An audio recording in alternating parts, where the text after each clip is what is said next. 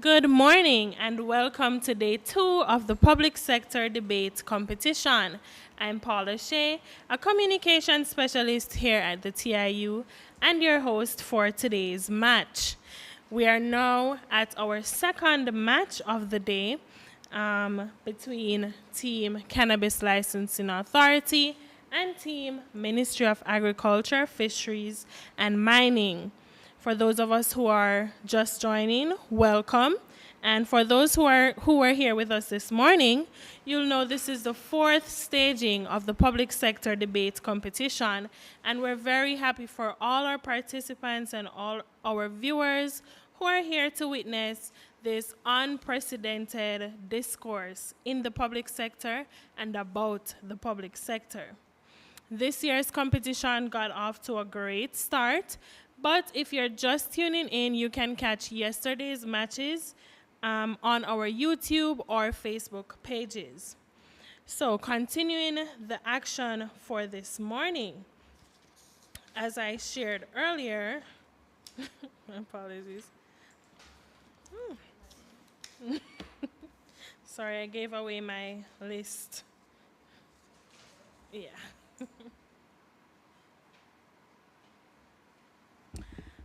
Right, so just to ensure I have the correct information, we have to be very specific about this.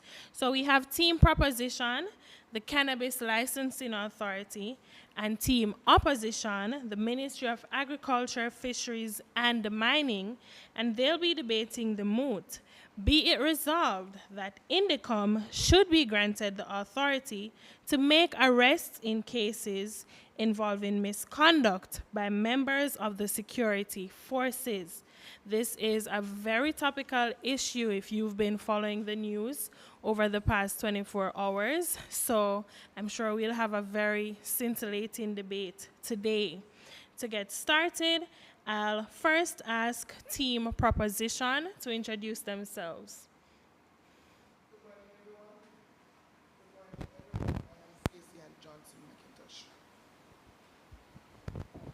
Good morning. My name is Reinhard Stamp. Good morning, everyone. My name is Theo Clayton. Thank you, Team Proposition and Team Opposition.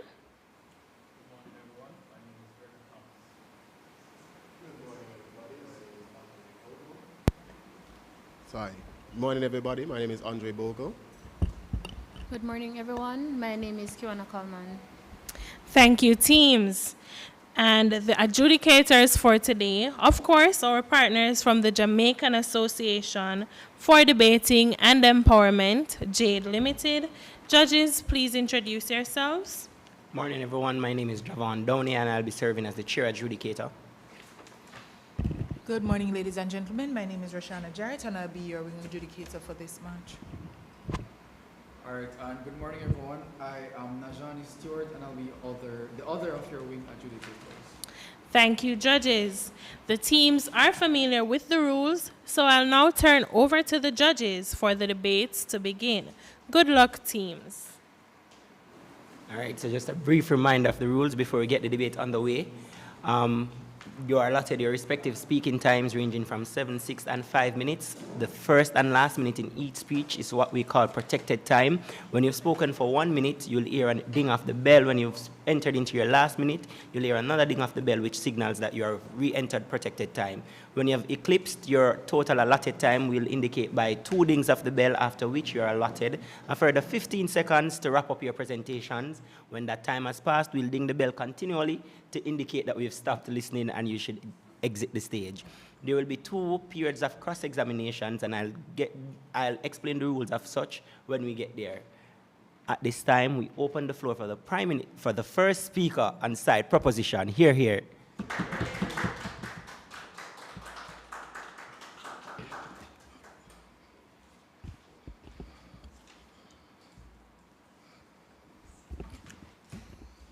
Honorable judges, esteemed colleagues and online viewers, good morning. Chief Adjudicator, we stand in firm support of the MOOT, be it resolved that INDECOM should be granted the authority to make arrests in cases involving misconduct by members of the security forces. It is the great Lord Acton that said, absolute power corrupts absolutely. No one is above the law, and institutions like INDECOM must have the authority to enforce accountability, especially among those entrusted with upholding the law. We stand resolute that for any investigation undertaken by the Commission to be fully effective, then INDECOM should be granted the power of arrest. Ladies and gentlemen, let us dig deeper, a little deeper, and define some key terms. The Independent Commission of Investigations, INDECOM, was established in 2010 to offer the citizens of Jamaica separate and effective investigations in incidences or allegations of misconduct by the country's security forces. Now let us look at security forces. According to the INDECOM Act 2010, this includes Jamaica Constabulary Force, District Constables, Jamaica Defense Force, and Parish Special Constables. Now, the authority to make arrests, as stated in the JCF, refers to the legal power granted to individuals to take someone into custody. The term misconduct, as defined by the Oxford Dictionary, is unacceptable or improper behavior, especially by an employee or professional person. Having defined these terms, let us restructure the MOOT.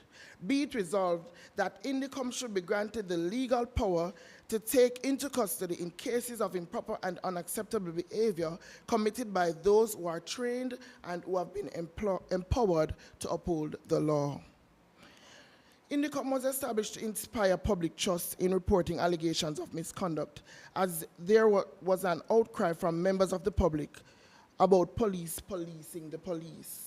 The number of police-related incidents of misconduct over the years have indicated a long-standing culture of impunity embraced by members of the security forces who carry out various forms of misconduct, both in the line of duty and off duty. Over the past 10 years, a total number of annual complaints have ranged from 750 to 1,100. There has been an average of 140 police-related shootings per year. For 2025, police-related shooting incidents have surpassed 100 as of April 25th, and an average of over 300 annual complaints of assaults being sent to the Commission, majority of these offenses being carried out by the JCF. Currently, the modus operandi of INDECOM is they receive a complaint, then they begin to investigate. After investigations have concluded, a report is written, and where charges are recommended or disciplinary action to be taken, these reports are sent to the Office of the Director of Public Prosecution, where the reports are reviewed, a decision made, and directives sent to the relevant security force leadership. Gentle people, let us dive deeper into the meat of the matter. To substantiate our position, my teammates and I will state the importance of the power of arrest, and we will explain several reasons why we are proposing that INDECOM should be empowered to arrest members of the security forces involved in cases of misconduct. Now, why do we arrest? According to the Jamaica Constabulary Force Handbook, the purpose of an arrest is to stop an individual from fleeing, reduce the possibility of intimidation, protect the integrity of investigation, and reduce the possibility of reoccurrence of misconduct. Chief Adjudicator, we are saying arresting powers should be granted to INDECOM for the following: to maintain independence and promote accountability, to promote the efficiency of the Commission's operations and outcomes, for objectivity and transparency in the service of justice on the basis of set precedents and the existence of local and international support for such a move. Let us look at our first point, which is the maintenance of independence and the promotion of accountability. Independence means free from control and not depending on another for subsistence or under authority. Currently, INDECOM is not free from control and is dependent on subsistence from the JCF. The Commission carries out its investigation after an initial complaint has been lodged and after a report where a security force member's firearm has been discharged. The report there generated is then submitted to the Office of the DPP, where it is once again reviewed. There are instances where the reports are also passed through the Inspectorate and Professional Standards Oversight Bureau, IPROBE, before a final decision is made, and most of the time the number of recommendations for charges or disciplinary action is greatly reduced. After all these processes, the same security forces, JCF or otherwise, would still be contacted to arrest the individual related to the case. INDECOM is not independent. They are limited in their ability to garner evidence relating to the complaint because they must rely on the same security forces to assist in the collection of evidence and in an investigation. This reliance causes conflicts of interest and causes delays in justice being served. There have been several discussions and debates around whether the Commission is truly independent based on questions around its legal boundaries, powers of arrest, and powers to charge members of the security force. Secondly, let us look at the operational effectiveness of INDECOM. The Commission was put in place to inspire public trust. The confidence of the public is crucial to the success of the Commission, and in instances where the recommendations put forth by INDECOM are not acted upon or carried out, this can severely hamper operations and lead to questions about the effectiveness of the body. Chief Adjudicator, we are saying grant INDECOM the authority to make arrests. This can greatly benefit them to act quickly in gathering evidence and move quickly where there is sufficient evidence, preventing the offender from fleeing to avoid prosecution and intimidating witnesses, as seen in the case involving Robert Kentucky Kid Hill, where the complainant was intimidated and allegedly murdered by the police.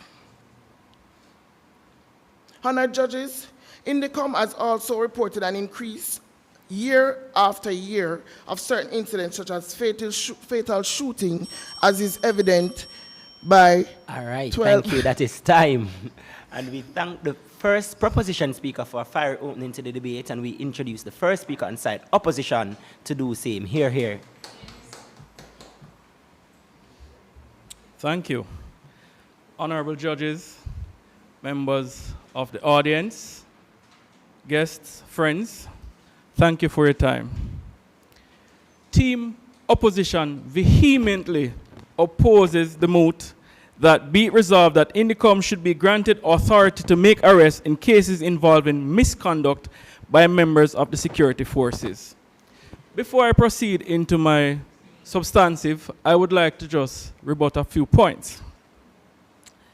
We accept team proposition's definitions as outlined for INDECOM's role, INDECOM's the definition of arrest, and we would just want to add that based on the definition provided, we want to highlight the fact that the Independent Commission of Investigation is one, an independent body. Two, it is a civil body. Three, it is a creature of Parliament, and it is there to provide oversight over the security forces, including the JCF, the JDF, the Department of Correctional Services, among others. Now, with this in light, the Independent Commission of Investigation has four main functions. They are to conduct investigations, to field complaints, so to handle complaints, to make recommendations, not just to the DPP, but to the bodies I just mentioned, and to Parliament. And finally, the INDECOM has a reporting function, right, both to Parliament and to, as you mentioned, my dear opposition, to the public. With that said, we oppose the team proposition's idea that the limited ability to garner evidence is related to the ability of INDECOM to make arrests. They are two different things. They are not the same. So if you want to speak about making arrests, speak about making arrests. But they have independence to carry out their investigation at any time and place they deem fit, so as long as they need to get the information. Proceed. in order to carry out any investigation, one would also need to garner evidence, which would mean one would need to be isolated. Thank you. I will address this point further in my presentation. They also spoke about public trust. Team opposition, during its discourse, will present to you succinct and reliable points that supports the idea that if we proceed down the rabbit hole that team proposition is suggesting, it will erode all public trust. With that said, I want to say clearly that team proposition is clearly using the idea of them not being able to make arrests, them being INDECOM, as a smoke screen to what the real issues are. My dear audience and judges, let's look at it. Team proposition is suggesting that because they can't make arrests, they can't carry out investigation. Now let's look at the bigger issues that exist. One, lack or slow implementation, not at this time, of slow implementation of INDECOM's recommendation. Two, a high number of unsubstantiated cases. Three, high levels of inefficiencies within the system, the justice system, and the security forces, and resource constraints across the entire law enforcement system on a whole. Judges, as first speaker, I will show you how the MOOT conflicts with the functions and roles of INDECOM.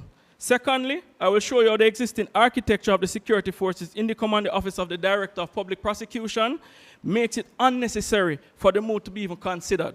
Finally, I will show you the numbers do not lie. Our second speaker will bring the arguments to support how the MOOT can lead to 1. Budget diversion and investigative delay. 2. Loss of cooperation and challenges with procedural fairness. 3. Outcomes are better when duties are separate. And 4. He will show an alternate approach to the MOOT. Finally, Mr. Speaker, the team opposition's third speaker will take the podium to reinforce substantive football followed by the first and second speaker, while summarizing why the MOOT cannot be supported. Now, in furtherance of my substantives, we put it to you that it's in direct conflict of the functions intended and the functionality intended for INDECOM, as supported by the Privy Council decision in 2020. INDECOM is a creature of Parliament.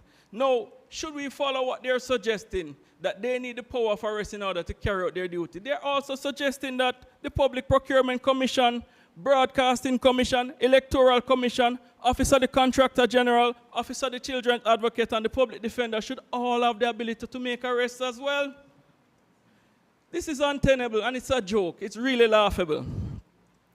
Further, Mr. Speaker, if we should support their idea, then what we would see is a duplication of our status of statutory authority, meaning that now that INDECOM can make arrests, we are finding ourselves in a perpetual loop where INDECOM now has the power to make arrests, and there is need for another independent body to be able to provide oversight over the independent body so that they can make sure that there is fairness, equity, and transparency in the whole oversight of law enforcement. In addition, in order to be able to carry out this function, INDECOM would have to be further resourced. Additional training, change in structure, modus operandi changes, and they would now function as another civil body, the police force, with the ability to make arrests, effectively annulling their substantive role. Now, I want to point to another point. The focus of INDECOM on the need for INDECOM to make arrests is a sham, but the numbers do not lie. I put to you three numbers: 87%, 8%, and 4%. Mark these in your mind. Of the 483 recommendations that were made, 87% of these recommendations were unsubstantiated cases. 8% were those for disciplinary actions only to be taken against officers, and less than 4% were recommendations for charges to be laid against officers. This is from the INDECOM 2024 report. Thank you for your time, ladies and gentlemen. My fellow Members will continue to show you where INDECOM needs not have the right to make arrests. Thank you for your time. All right, so we thank the opposition first speaker, and we will now enter into our first period of cross-examination, where we'll invite the team in opposition to pose questions to the team in proposition. Be reminded that questions are limited to 10 seconds and your responses are capped at 30 seconds.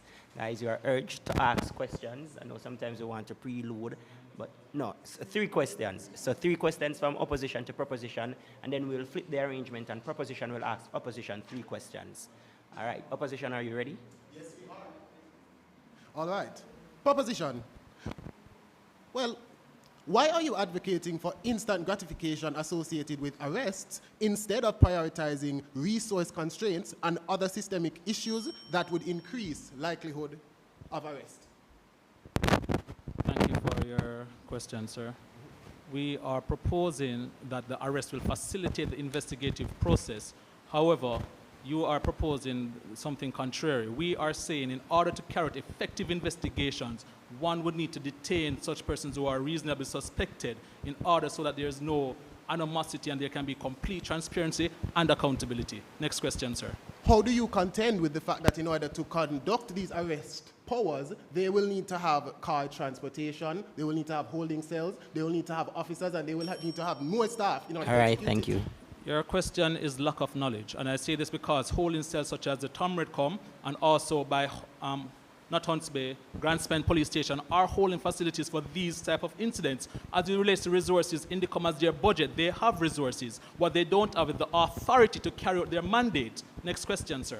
The final question is to point out your contradiction. How are you saying that we don't want the police to be involved in INDECOM's activities, but we also want to use the police's resources for them to carry out arrests?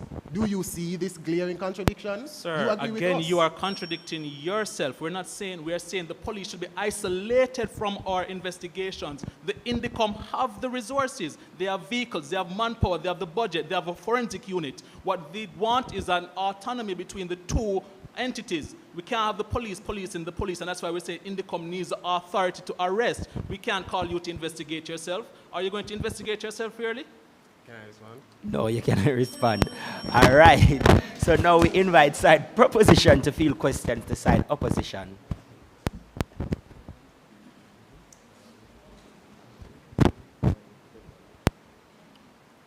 How does the power of arrest come at a cost to the budget or to the government?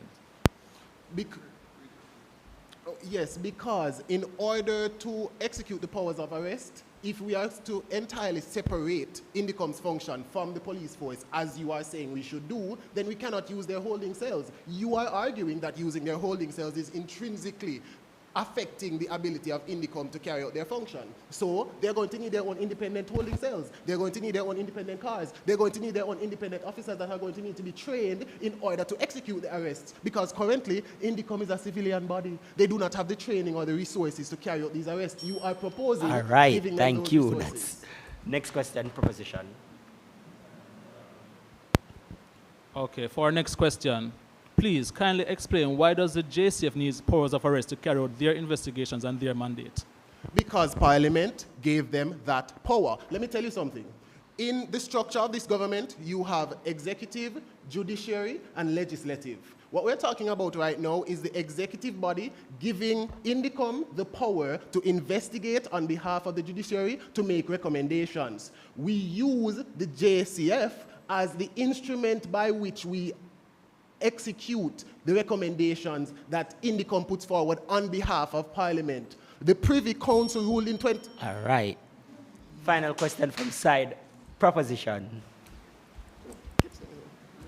The opposition ascertains that all oversight bodies would need powers of arrest, public service commissions, etc. Do these bodies oversight security forces?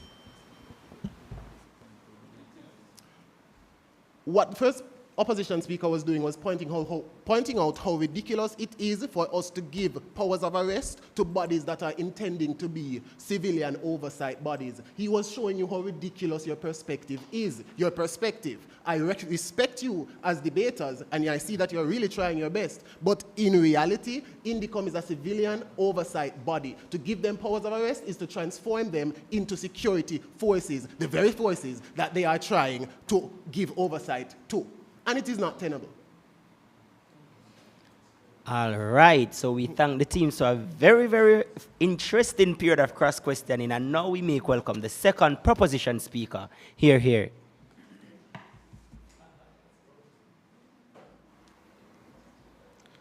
Good morning, everyone. Chief Adjudicators.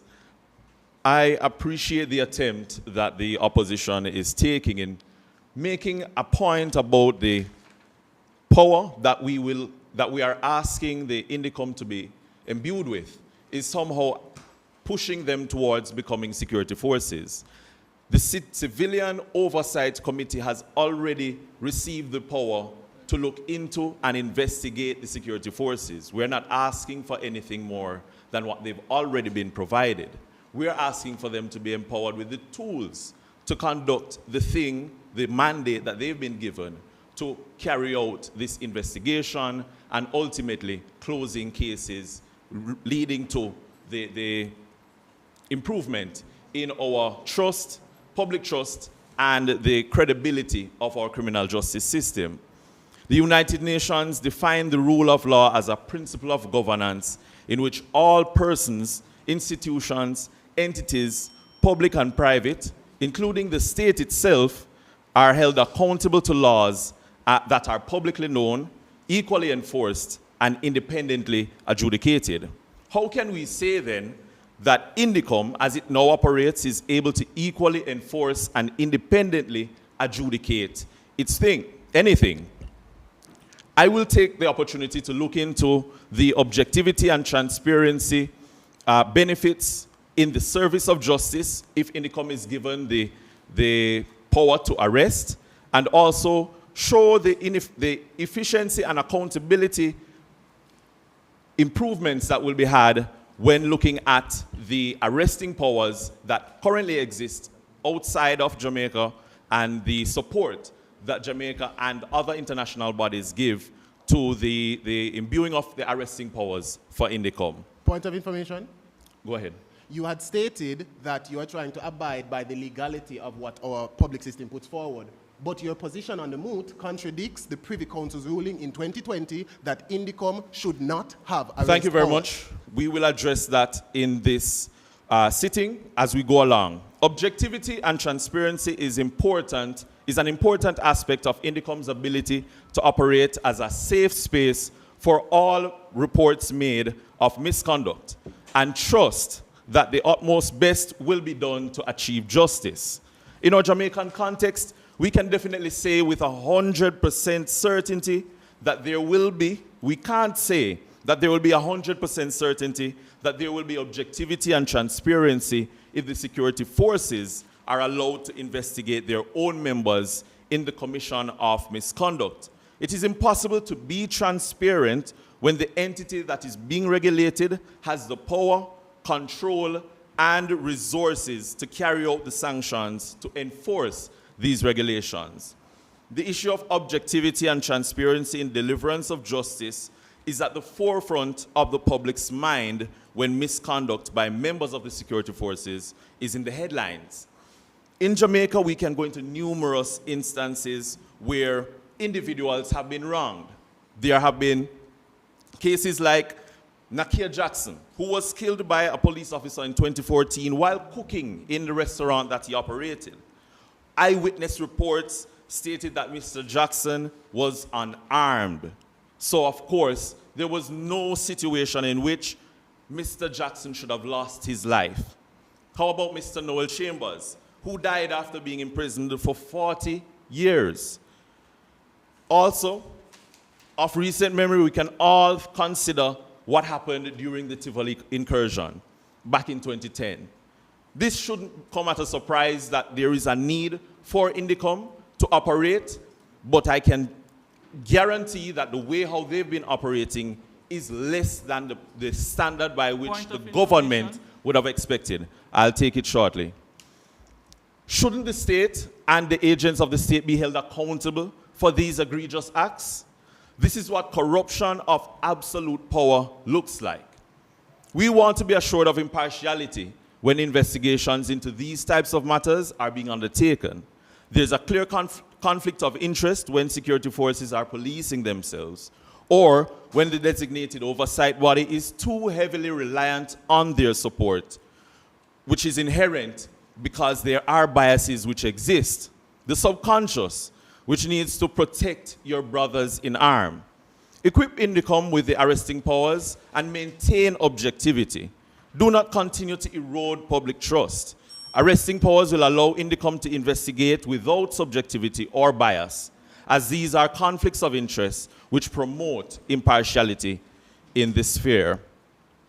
Efficiency, unfortunately, is something that INDECOM has not been able to achieve during its tenure.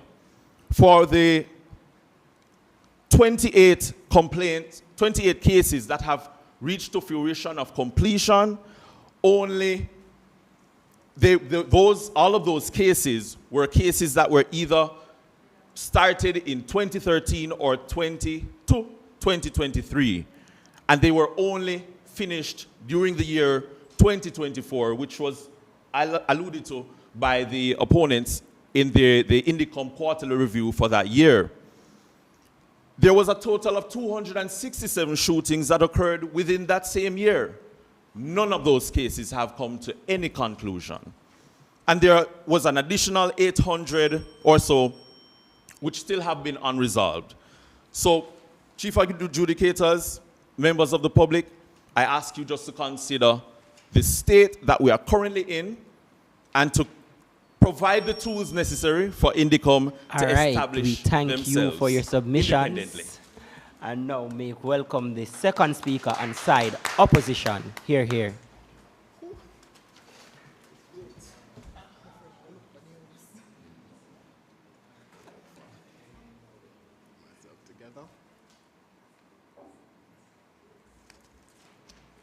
All right. Begin when I'm ready. Mr. Speaker, honorable adjudicators, and proposition team. Today, our opponents are suggesting that the Independent Commission of Investigation needs the power of arrest in order to be effective. We say that Jamaica needs sharper investigations, not a second police force. Good morning. I hope we're all doing well.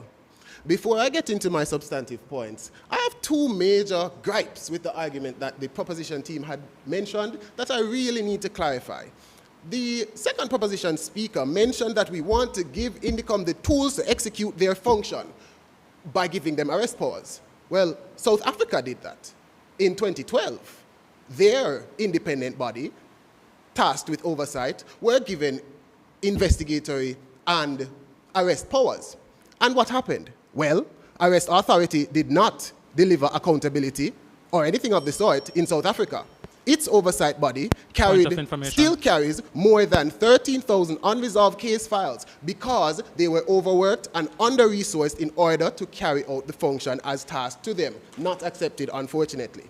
Today, what I want to go over in my speech is these 5 main points. First of all, since it was mentioned by the first speaker, I want to quickly identify the risks associated with granting these arrest powers. Secondly, I want to show you how arrest duties drain commission's resources and slows down justice. Thirdly, I am going to tell you why merging arrests and investigations undermines cooperation between the entities that are supposed to be carrying out their functions.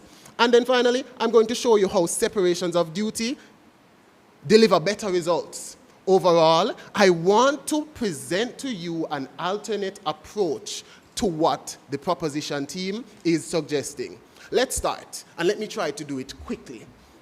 Granting arrest powers forces the commission into policing functions. We are turning an independent civilian body into effectively another police force. Why do I say that? I said it earlier. Give me 1 second. You need cells, you need transport, you need custody staff, and you are undermining the true role as ruled by the Privy Council in 2020 when this very proposition was challenged and brought forward. What is my explanation for this? Well, those duties, conducting arrests, demand staff, vehicles, training, budget, and all of that, which need to be paying, I'm so sorry. In order to execute all of these additional activities, you are going to be diverting resources from what INDECOM needs to actually do their true function. What is it? They need investigators. They need forensic kits. They need lab analysis. Once the Commission assumes a policing role, it is going to shift its focus from the primary role that it was tasked with into conducting policing activities. Accepted. Yes, sir. You are alluding to Africa outside the Commonwealth. I would like to say that within the Commonwealth, Canada has oversight bodies with such powers. NACOL in America has oversight bodies with such powers to arrest. Thank you. And let me move on.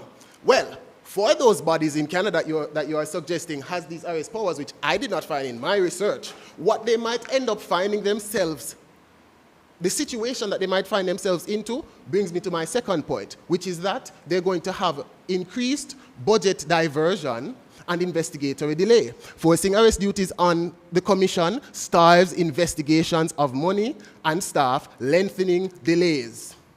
Before arrest powers, as I would have mentioned, in South Africa, before 2012, Africa's preceding agency closed 82% of their cases yearly. 10 years after they had provided the powers of arrest to their oversight body, over 73% of all files conducted and executed by this body were unresolved. Can we really speed justice up by copying a model that pushed completion rates down from 82% to 27%? My third point, there will be a loss of cooperation and procedural fairness issues. When investigators also arrest, officers lawyer up, and courts question impartiality, not accepted.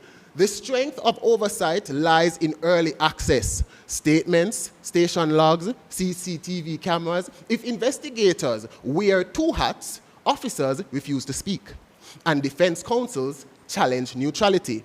Here's an example. In the United Kingdom, the Independent Office for Police conduct achievements of a 92% misconduct. I'm so sorry. In the UK, the Independent Office for Police Conduct achieved a 92% misconduct proven rate last year, 2024, precisely because it restricts itself to investigate and refers arrests to the police.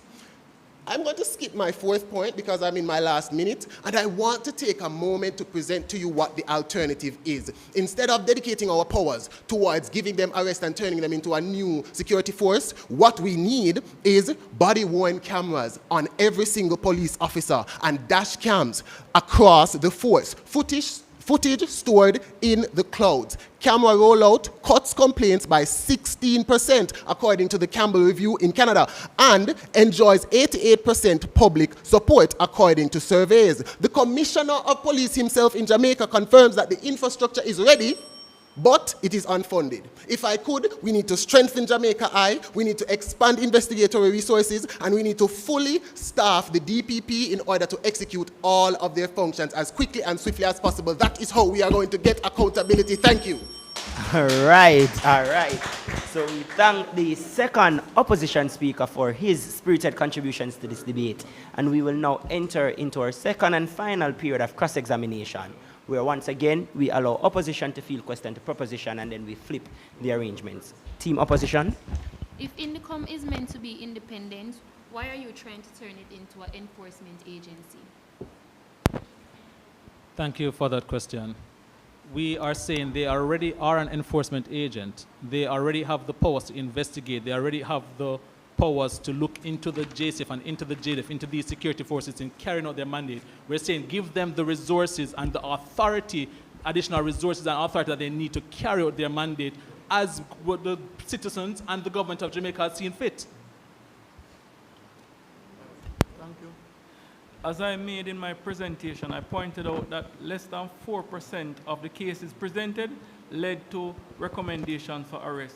Based on this, what is your justification to push resources in that direction?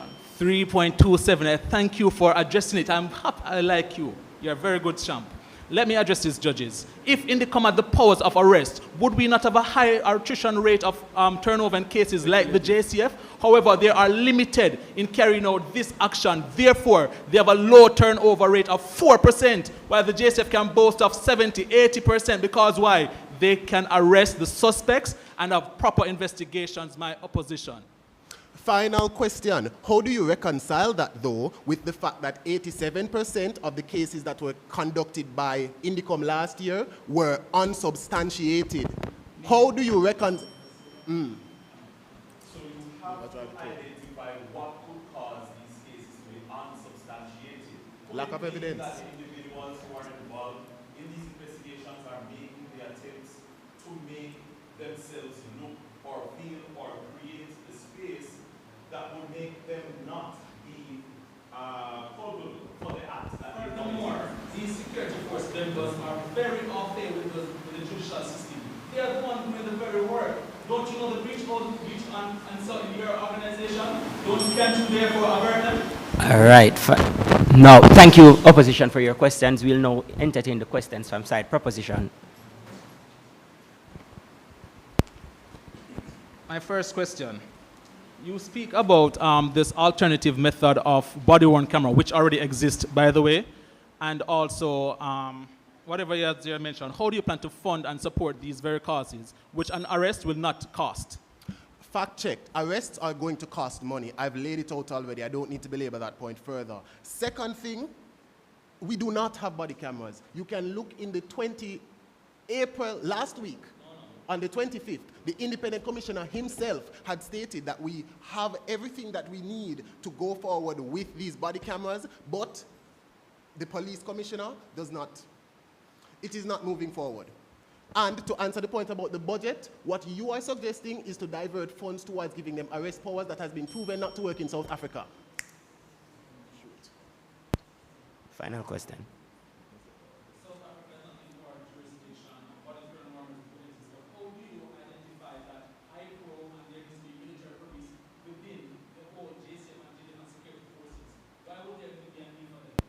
Oh, not on. Can you repeat the question? It wasn't clear. The question is, the JCF as IPRO, the JDF as military police, if there was not corruption within these places, why would they need internal oversight with the powers of making arrests? I want to address this by addressing one point in the MOOT that was mentioned, and that is what? That is the act of committing an misconduct. Not all misconducts are arrestable, sir.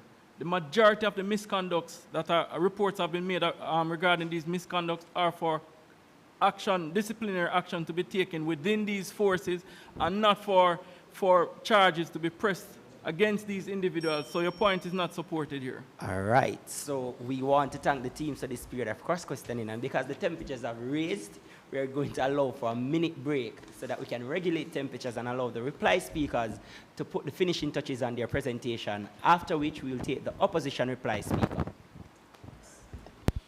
Oh, that 1 minute starts now.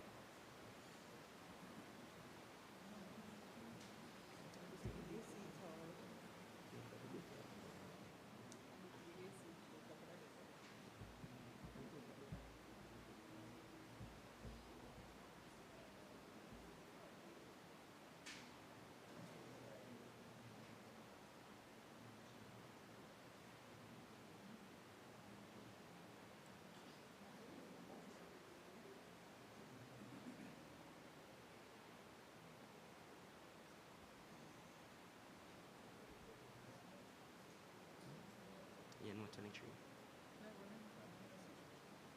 You need to hurry up and switch. No, 20, no, they're not. They're not 23.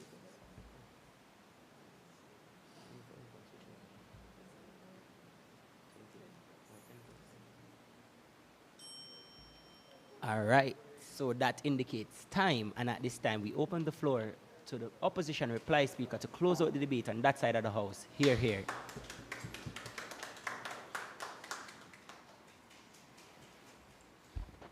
Mr. Speaker, adjudicators, members of this House, and to the ever so ambitious team proposition, whose argument today is stringed together by threads of optimism, hope, and shared disregard for legal structure. Good afternoon.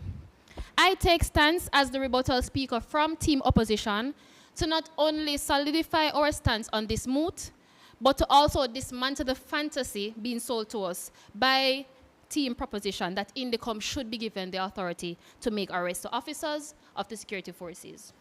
To begin, Mr. Speaker, let me first address the weary chant that seems to be coming from team proposition, that seems to be their holy grail. To be effective, INDECOM needs the tool of arrest to effectively carry out their function. Mr. Speaker, let's get rid of this notion that INDECOM is guardians of the galaxy for the security forces that are somehow impeded unjustly. Jamaica's highest appellate authority, the Privy Council, would have already ruled it in May 2020 that INDECOM has no power to arrest under the present law. Secondly, Mr. Speaker, in the world of team proposition, nothing screams efficiency like granting authority to arrest a civilian body at that, whose sole purpose is to independently oversee. They negate the risk of lack of military tactics, wrongful arrest, civil suits, and the collapse of cases rather in court due to procedural errors.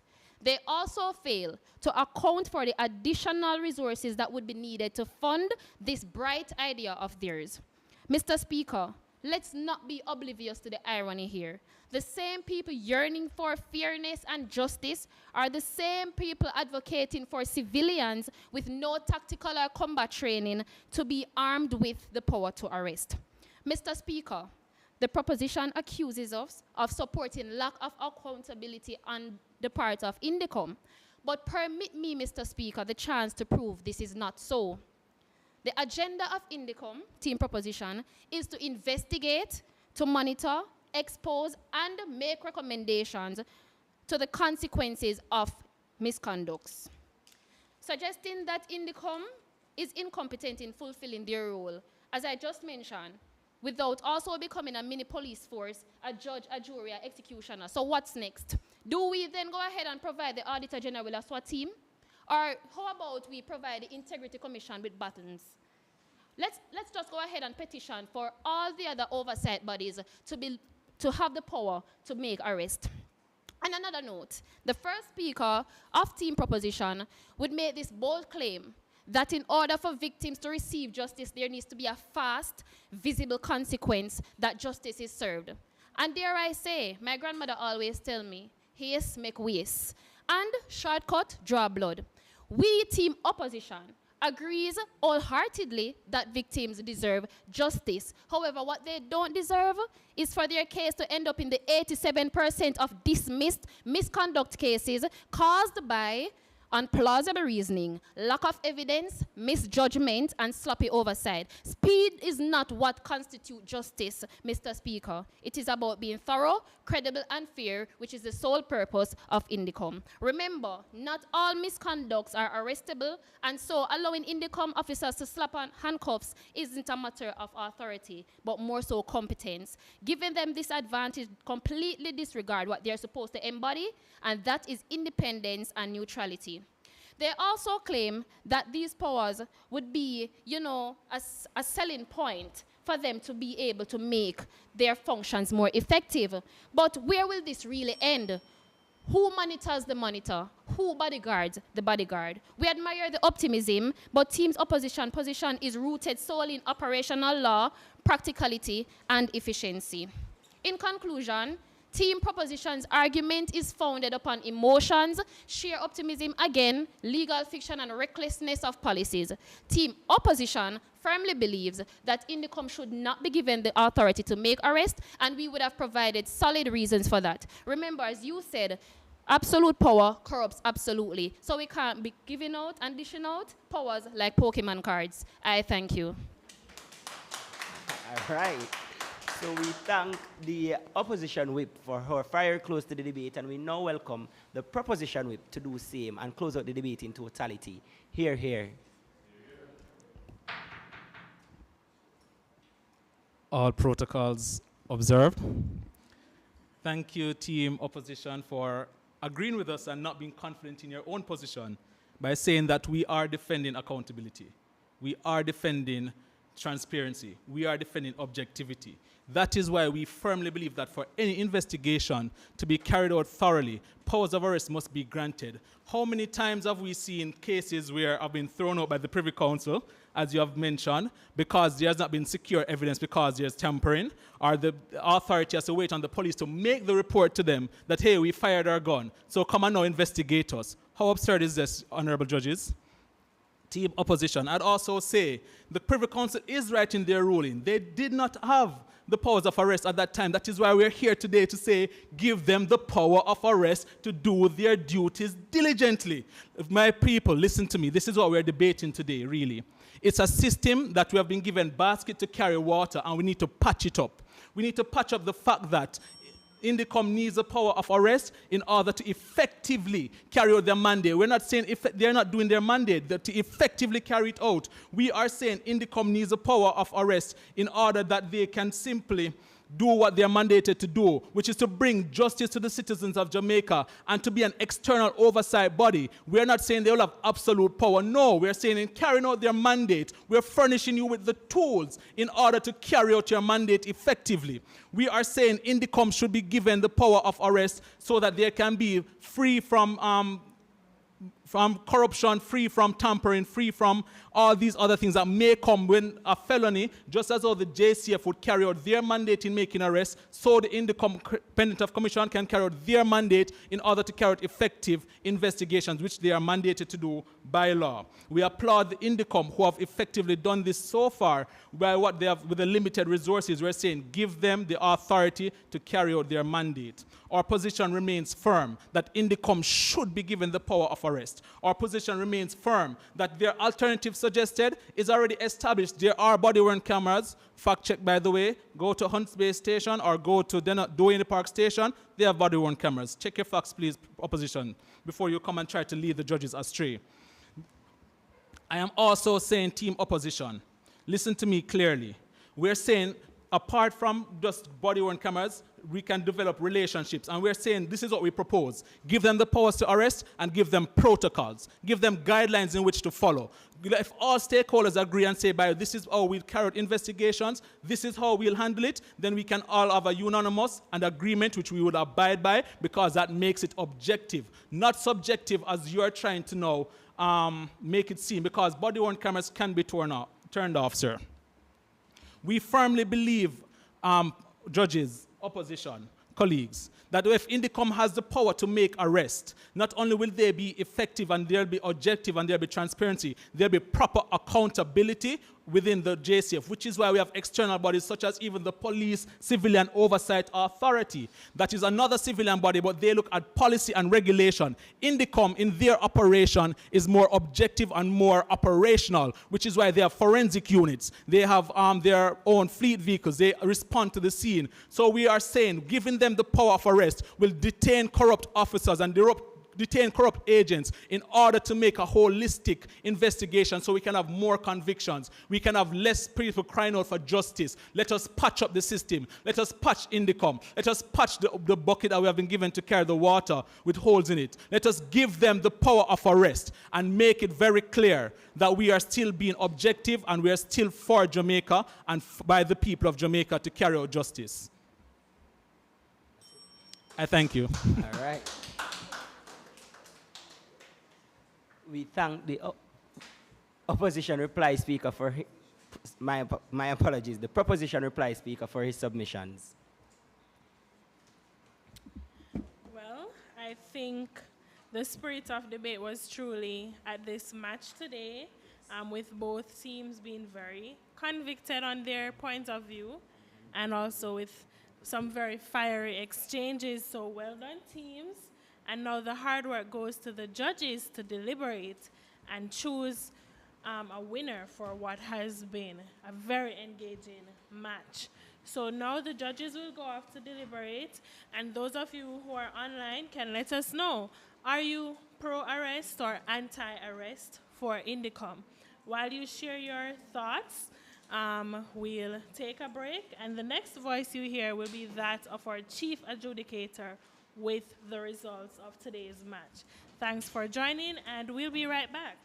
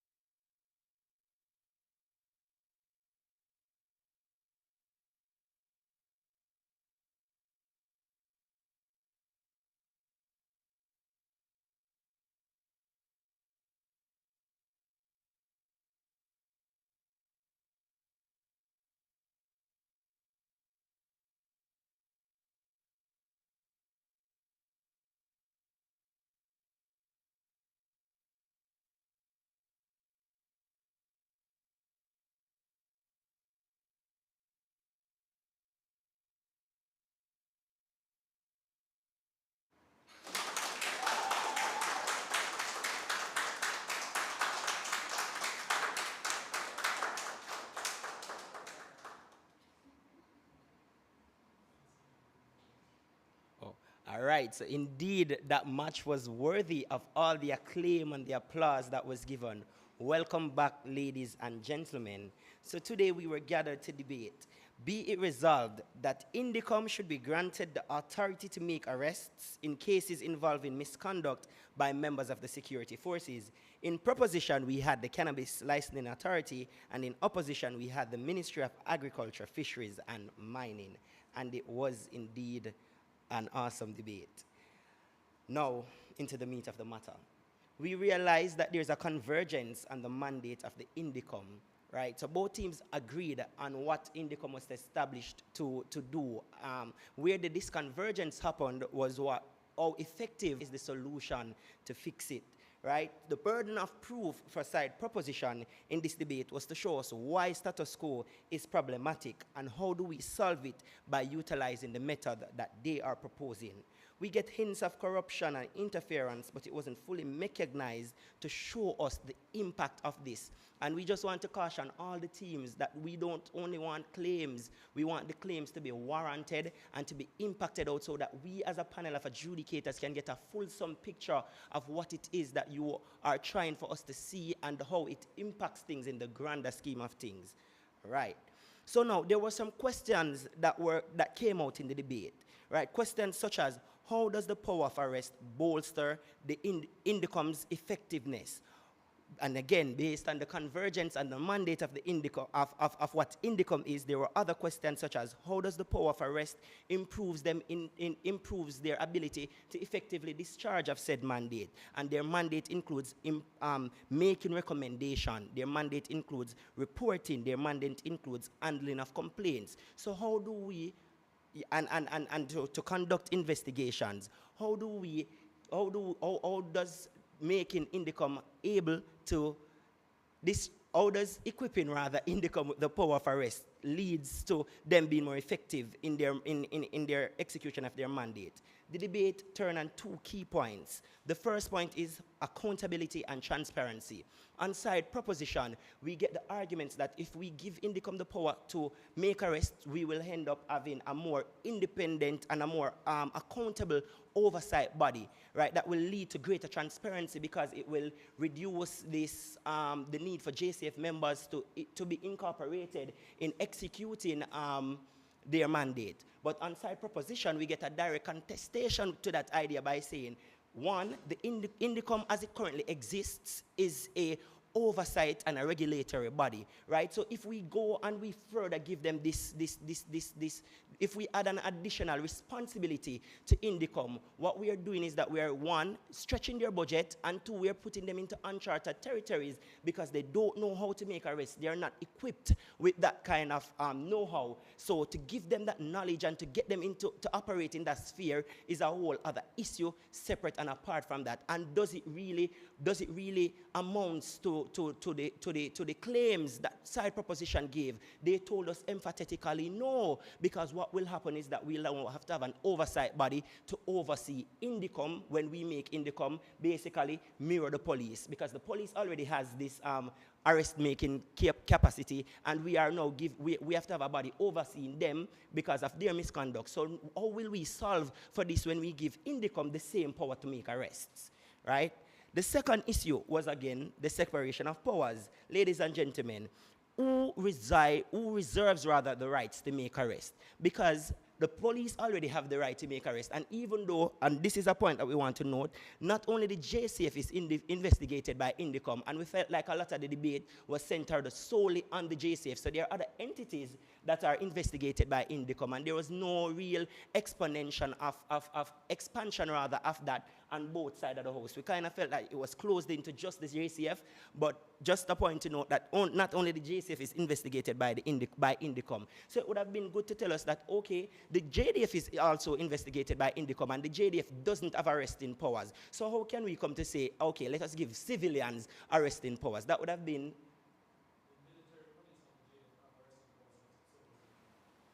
Yeah.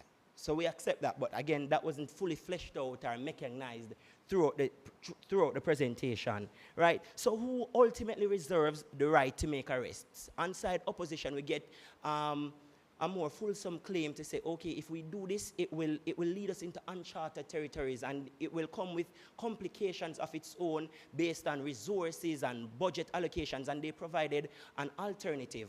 Albeit some of the elements were flawed, as a panel of adjudicators, we accepted that, and ultimately we decided that the team that won this match would have been opposition with 285 points, and the side proposition ended with 277 points. We felt that the overall best speaker for the match, the person who provided the most substantive arguments to the debate, would have been Mr. Andre Bogle, the second speaker and side opposition.